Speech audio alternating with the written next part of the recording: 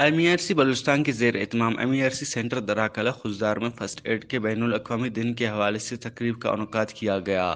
تقریب کا انعقاد کا مقصد عوام میں فرسٹ ایڈ کی تربیت کی اہمیت کو اجاگر کرنا تھا۔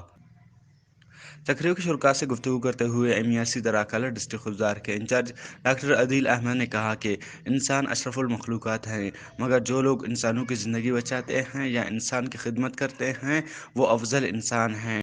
انہوں نے بتایا کہ ہم سب کو مل کر ایک صحت مند معاشرے کی تشکیل کے حوالے سے اپنا کردار ادا کرنا ہوگا۔ آج ضرورت اس امر کی ہے کہ لوگوں کو صحت کی بنیادی سہولیات کے ساتھ ساتھ صحت کو محفوظ رکھنے اور فرسٹ ایڈ کی افادیت کو اجاگر کرنا چاہیے۔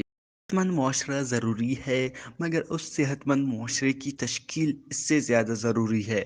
فرسٹ ایڈ کی تربیت معاشرے کے ہر فرد کو حاصل کرنا چاہیے۔